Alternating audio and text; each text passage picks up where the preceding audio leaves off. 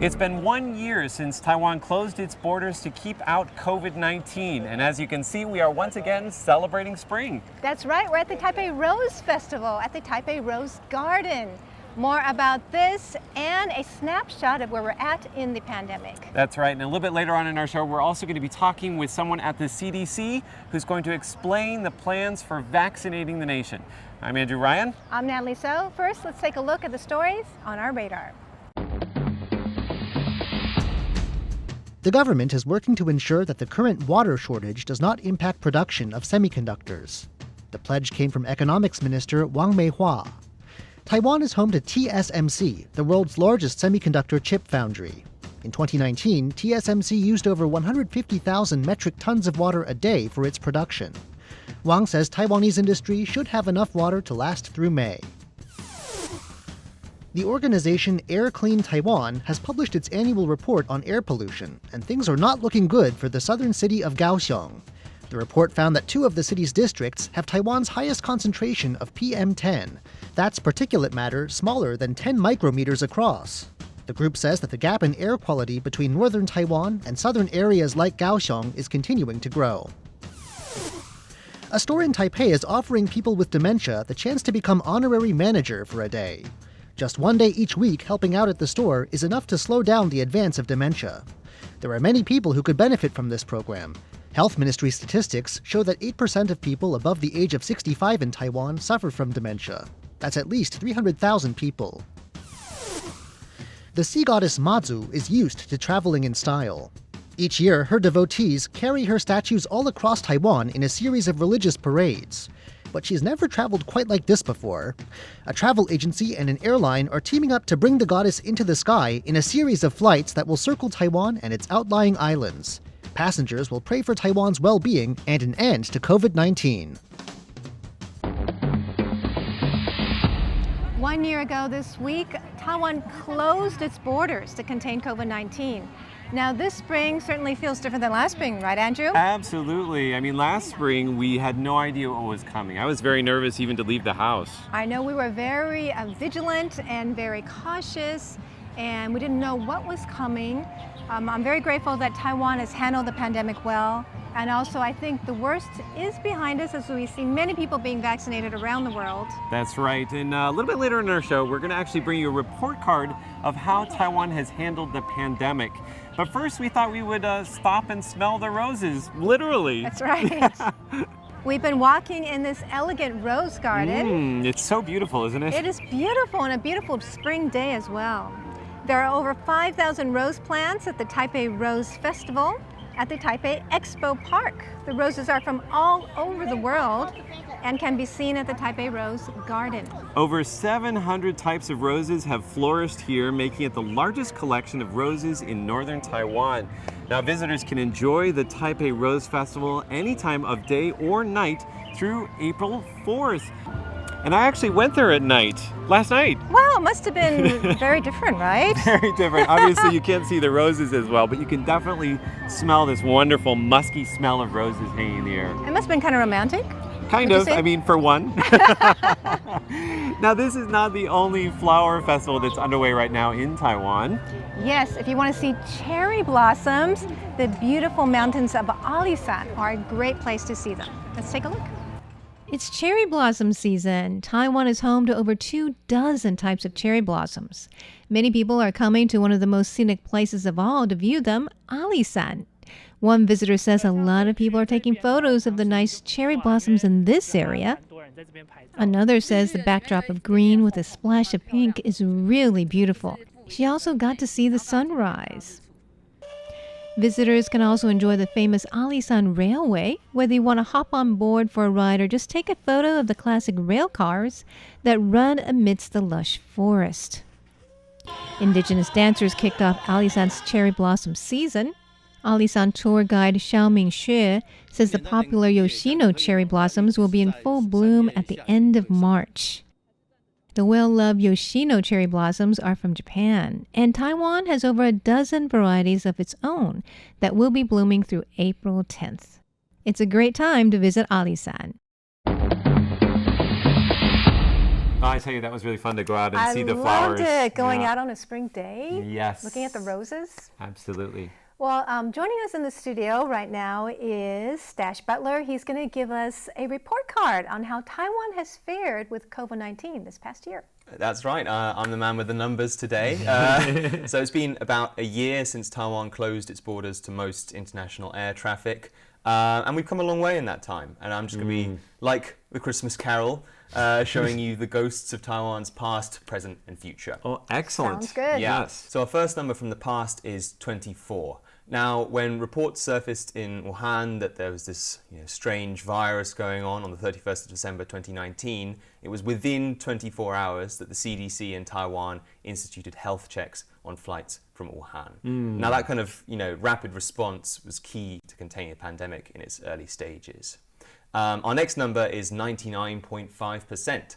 Now, in an interview in September 2020, Taiwan's former vice president said that was the number, 99.5%, was the percentage of quarantined citizens in Taiwan who obeyed the rules properly. That's great. Yeah. 99.5%. We are so good. Yeah. Such good citizens. They were the people that did quarantine. Yeah. I feel so good. Exactly, yeah. And that brings us on to our next number, which is 51 million. Now, even before the pandemic hit, Taiwanese people were very used to wearing masks. A lot of people wore medical masks out of concerns for health and air pollution and other things. So it was hardly a surprise that we were very quick to scale up production and then even begin donating those masks to other countries. Yeah. So 51 million is the number of masks that Taiwan had committed to donate to other countries by June 2020. That's so wonderful. That is. That's really, I'm quite proud of that, actually. I am. I mean, we were able to lend a helping hand because Yeah. we had such a surplus. Yeah. So we've looked at the past. Let's move on to the present. Yeah, right. So our first number from the present is 10. Now, Taiwan has had a total of 10 fatalities from COVID-19. Now, of course, that's a lot fewer than most other industrialized nations, but you've got to remember that with each of these numbers, all these statistics, it's easy to forget that there are people behind them. And so each one is an individual tragedy. Yes. Next up is 990. That's the total of Taiwan's reported cases to date. And then finally, we come to just under 460,000. Now, that is the total of tests that Taiwan has carried out so far. Now, if you compare that to my home country of the UK, for example, we're carrying out currently 3 times as many every day. Wow. Every day. Every day. That's a Yeah. big contrast. So how does Taiwan get away with just doing that in a year? Well, I mean, essentially, it's just by doing what every other country is trying to do. It's stopping cases at the border, it's carrying out contact tracing, and it's properly enforcing quarantine. Except it started doing that earlier, and I think it's much more earlier. vigilant about those things as well, That's right? right. Yeah, that's right. So And it's just a citizens. quick response is really key. And that's brought great things for Taiwan's future. So our next number is 4.6%. Now, that's the Taiwan government's best guess at what economic growth will be in 2021. That's incredible. Yeah. That's great. And really surprising, actually. Yeah, it's super fast. And that comes straight after Taiwan recorded just under 3% economic growth last year, which is 7% more than the IMF had predicted. And that was the fastest in Asia, faster than any other country and faster than China for the first time in 30 years. Well, Incredible. we didn't have a lockdown, so Yeah, exactly. the So that economy kept on allowed going. right? exactly. Yeah, it was business as usual, you could say. Yeah. Yeah, exactly. And that's partly, well, some people think it might be partly down to the fact that just over 270,000 Taiwanese returned to Taiwan and stayed. That's as opposed to kind of leaving the country. And that's kind of brought this economic boom. I mean, I think we all know people who've come Yeah. to Taiwan Right. over the Yeah, we've pandemic. interviewed people too. That's Welly right. Yang in the music industry. And we hear a lot of people from Silicon Valley has come back. Yeah, and that's people right. who want to do startups here. So we have a lot of great talent in Taiwan now. Exactly. And I mean, that number is just Taiwanese. We're not even talking about foreign residents who've come to Taiwan. I mean, Or those of us who chose to stay like during the pandemic. exactly, Yeah. exactly. But of course, these people have come to Taiwan, or most of them have come looking for one thing, and that's the kind of normal life that Taiwan can give people, where elsewhere we have kind of national lockdowns. But obviously, long term, what you need for a normal life is a vaccine. Which brings us on to our final number, which is 45 million. Now that is the total number of vaccine doses that Taiwan hopes to procure. I did an earlier explainer on exactly how that breaks down, but generally speaking, it's 25 million from foreign manufacturers and then 20 million from home. All right. All right. Well, vaccines are a very important part of our future, and I had the opportunity to talk with CDC Acute Infectious Diseases Division Director, Dr. Yang Chin-Hui, about their vaccine plan for Taiwan. Our goal for 65%, I think at least we need 1 year almost to complete. This is the best estimation, yes. Most vaccine will come in the next half years, from July to December. So during that time, I think we will mass vaccination program during that time. Initially, we will get the healthcare worker as the top priority because they get the big risk to care for the suspected and confirmed COVID-19 cases. The second priority will be the quarantine and the public health, like these essential workers. And then we are going to others essential workers like the police officer and the military and the long-term care facility. We also add one risk is who, if they have to go abroad because maybe due to business, like our Olympic athletes, they would be the third category because they would have higher risk to go abroad. Maybe offer some self-pay vaccines to people who need to go abroad. Now, those are just some of the priorities that they have, the ones at the very top of the list. Here are some of the other ones. So the elderly, people 65 and older, and then next would be people aged 19 to 64 who have comorbidities. They suffer from high-risk conditions. And then people between 50 and 64 years of age. Well, yeah, looks like I'm not getting a vaccine anytime soon then. Guess me either, right? Well, Dr. Yang actually said that they may be available for purchase at a certain point for people who want to travel.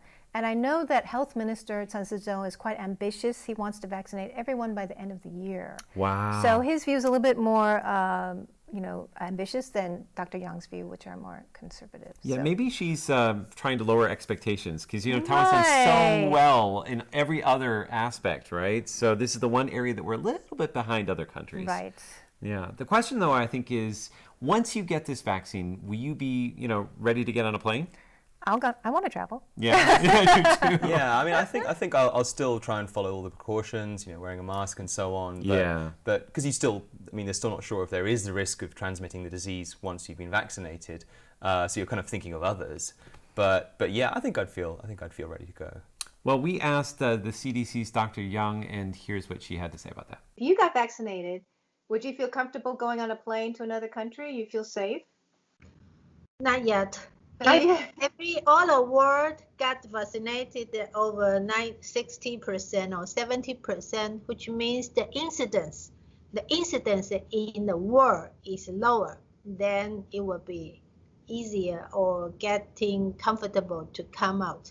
The WHO still recommend, even after with the vaccination, we cannot just lifting the travel ban or lifting all the social distancing, quarantine, this procedure, because the incidence now over the world still high.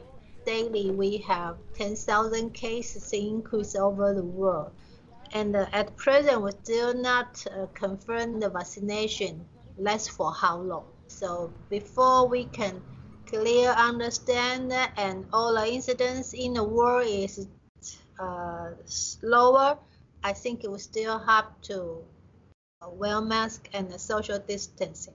But the vaccination is individual protection. If you want to protect yourself, you can wear mask, you can keep social distancing, and you can have vaccine. When do you think that the world is going to return to normal? Or will it ever return to normal with this pandemic? As my opinion, I think maybe 1 or 2 years after most people, we have more data from the study of the vaccination, and we have more data about the virus and the variants. 1 or 2 years, I think we can have more clear evidence for all this, and then we would have a way to prevent this disease and then back to normal. Well, it looks like the world will be fighting COVID for some time. The whole interview with CDC official Dr. Yang will be up on Facebook and YouTube. Today's brain game is totally different from any brain game that we've ever done before, right? That's because we're a team. That's we're right. We're playing together. Usually we know what's going on, but today we have no idea. We have a brand new Quizmaster, Reece Ayers. Thanks for having me, guys. Thanks to for have you. yeah. You'll be coming. working together today to try and answer Exciting. these questions. I know that you've been out exploring the flower markets of Taipei. The Flower Festival, yeah. Flower Festival. You've been around some roses. So I thought I'd prepare a flower-themed game for you guys Oh, today. fun. That's great. Yeah, it's called Floral Connections, a great title, I know. Wow. And basically, I'm going to be throwing up some pictures on the screen, and all 4 of those pictures have some kind of connection, and that connection is a flower.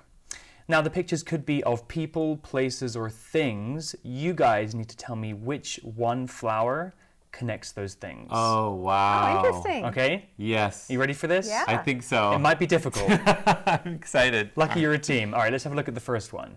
Okay, so there are 4 images here. You want to talk about what they are? So there's a shower spraying water Wax and apple. some wax apples. Some wax apples, delicious. The bottom left looks like the twin pagodas in Kaohsiung, yeah? That's exactly what they And a are. sports car. And a on the right. Maserati. Now, there's a flower that links these 4 things together. Can you guess what that flower is?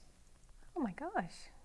That's hard. Maybe if you say the names of the things out Wax loud. apple. What's wax apple in Chinese? Lian. Lian Ooh, Wu. lian Lotus. pengtou, lian. Lotus. There we are. Oh, lotus. Okay, Yeah, it lian looks hua. like a lotus, the shower head. Lotus is the connection. And so then the bottom one, the Kaohsiung one, that's lian's. The lotus pond, lian's- is it? Lotus Yeah, lake? the Right. name of the lake is the Lianchitan. Lian Shitan, that's Lian right. What about the sports car? The sports car is a British brand called Lotus. Oh, Really? There we are. Cool. Yeah. that was fun. Okay. Lotus. Okay, let's take a look at the second one. So the top left is a Japanese cartoon. I think it's Labi Xiaoxin, right? That's the one. okay. Okay. And then that's is that Van Gogh? It is Vincent van Gogh. Then we have a picture of Sun Zhongshan, right? In front The of the flag. legislature? During a specific moment in history. I know. Sunflower movement. Sunflower. Oh, Yeah. so it's a sunflower. It's sunflower. The answer is sunflower. Can we guess the connection of the other pictures? I mean, Vincent van Gogh, Okay. He likes sunflowers. He likes to paint sunflowers. sunflowers. he famously painted sunflowers. So in the bottom right-hand corner, we didn't mention there's a picture of socks. I Yeah. believe there's a brand called Sunflower. Well, they're actually called sanhua, but in Sanhua. English, they're called sunflower. Okay. Yeah. really? How about Labi Xiaoxin? Do you know the connection there? All you I like know about sunflowers? I only know about elephants. So in the cartoon that he's from, his class is actually the sunflower class. Oh. Yeah, wow. 向日葵小班. Oh, cute. Yeah, very cute. Oh, All that's right, fun. Okay. good job, guys. You're killing it. Next one. So this is gonna be hard. Bottom is right, I difficult. can do. That's whiskey. It's Gavilan whiskey. Gavilan whiskey. There's a lady in the upper right corner. Yeah, she looks very glamorous. She looks glamorous. I don't know who that is. She is an Aboriginal Taiwanese actress. I actually know what the flower is, but I think we should describe the Oh, rest so- of it. okay. Is that are those butterflies in the upper left corner? No, it's actually a mantis. A mantis. Oh. Okay. And in the bottom left, we have a picture of China with highlighted one of the provinces. Okay. It's Gansu province. What's the flower? I think it's butterfly orchids. Yeah, the answer is orchid. And the connection is that the capital city of Gansu province is Lanzhou.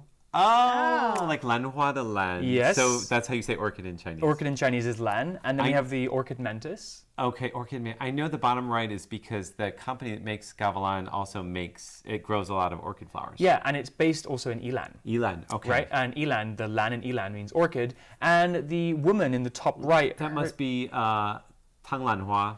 Yes, that's her name. Yulanana Tanavu. Yeah, she's an Aboriginal actress. And her name is Lanhua. And she has orchid in her name. Her name is Orchid. Yeah. Yeah, so they all have orchid in the name or orchid in the origins. That's so cool. All right, we've got one more to go. Let's have a look at number 4. Okay, so we know some of these people. In the top right corner. That's the former mayor of Kaohsiung. Upper left-hand corner, of course, is Gong Li. Yes, in a movie, a particular movie. Oh. You should know. You were her English teacher. And then there's an aerial view of a beautiful island. That must be Penghu. Penghu Islands is Penghu? correct. Okay. Bottom right. Bottom right is a particular maybe tradition in Okay. Taiwan. So it's a funeral? It is a funeral. Okay, so this must be Lily's. Zhuhua? Oh, it's the Zhuhua. No? Yeah, Is it Natalie Zhuhua? got it. It's Zhuhua. It's Oh. chrysanthemums. Chrysanthemums. Oh. They're for, honoring people after they die. Yeah. I thought white lilies were also used in. Am I making that up? Well, this is for Taiwan. Okay. Right. Yeah, in Taiwan. White also is for funerals. Yeah, the chrysanthemums are used in funerals, and Penghu used to be called Judao. Well, So they have Chrysanthemum Island. those Really? fire wheels, which are like orange chrysanthemums, which are native to Penghu. Yeah, looks like it resembles the chrysanthemum. Chin-Hui then- has the name, the flower in her name. Chenju, her Chin-Hui. English name is Joyce Chen, and Okay. she is currently the president of the Control Yuan. Okay. And then the Gongli movie, do you know the name of the movie? It's funny, I thought Red Sorghum. No. Like that was her very first one. This is a movie called Judo, which Oh, is a chrysanthemum Judo. bean, I guess, Okay. would be the Yeah, translation, but yeah. it's just referred to as Cool. Judo. Oh, So that's chrysanthemum. right. You guys killed it. Those were all the questions. Wow, that was fun. That was fun. I'm glad you guys could work together That's to great. answer all of those pretty well. I'm glad we could work together too, because I wouldn't have Yes. gotten all this. Well, thank you so much to Reece Ayers for being our Quizmaster of the day. Thanks for having me. And coming up, we have #Taiwan. This week, we're going to focus on something a little more serious. There's no real easy way about it, so let's just jump right into it. Earlier this week, Taiwanese media company ET Today uploaded a video that's uncomfortable to say the least. In it, a Taiwanese man is seen verbally harassing a black man at a cafe. The Taiwanese man gets belligerent and says things like, "Foreigners discriminate against Taiwanese people, so I'm going to discriminate against you, you black person." Here's the video clip. 外国人歧视华人，我现在歧视你黑人，我歧视你，但是我没办法。 First of all, that is appalling, heinous, and inexcusable, and I think that you'll find a lot of the internet agrees with me. The black man in the video is Carol from St. Lucia. He works in Taiwan as a singer. Carol is known for being on the singing competition show Jungle Voice. According to the video, this is what happened. Carol was at a cafe in Taipei teaching some students. He got up to get some tissue and made eye contact with the Taiwanese man in question. After that, the man walked over to Carol and just looked at him and laughed. Carol was understandably uncomfortable and asked coffee shop employees to call the police. The coffee shop employees said that the man hadn't done anything to merit alerting the authorities. The Taiwanese man overheard Carol asking the coffee shop employees to call the police, and that's when he goes off. 很好笑吗？第一个我有骂你吗？我有动你吗？叫警察真好笑。第一个我没动你，第二个我没人身攻击你，叫警察我可以反告你。我跟你讲，你要不要浪费资源啦？你要外国人不要浪费台湾资源。 The man then tells Carol's friend who's shooting the video that if they upload the video in question, then he'll take them to court. Carol's agency said that he's sad to have received such treatment, and that he always thought that Taiwan was a harmonious place. Carol said that he hopes he can get the man to apologize for what he said. After the video spread online, internet users started pointing out something a little contradictory. They noticed that the Taiwanese man was wearing a Kevin Durant jersey. Kevin Durant, as in two-time NBA champion, two-time NBA Finals MVP, and two-time gold medal basketball Olympian for Team USA. Oh, and I should also add, proud black man from Washington, D.C. Kevin Durant has publicly spoken out against anti-black sentiment several times in the media. Now, I think it's fair to say that if you wear an athlete's jersey, then that means you have a certain degree of respect for that person. So it just seems contradictory that this Taiwanese man verbally assaulted a black man while wearing a black athlete's jersey. But freelance journalist Leslie V. Nguyen Oku points out, the fact that this man in Taiwan is sporting a Kevin Durant t-shirt during his racist rant reveals the contradiction that undergirds a lot of Asia, which is, we worship black culture, but we hate black people. I, for one, really wonder if the man in the video understands the irony of his actions. Nevertheless, Nguyen Oku points out that racist tirade is not random, but part of a systematic problem. It's not the first time and likely won't be the last. We have our work cut out for us. All of us do. And by all of us, she means me, you, her, and everybody else in this world. And our question of the day is, what has been the most challenging part of this past year? Leslie. So for me, it's 2 p.m. every day, 2 p.m. in 2020.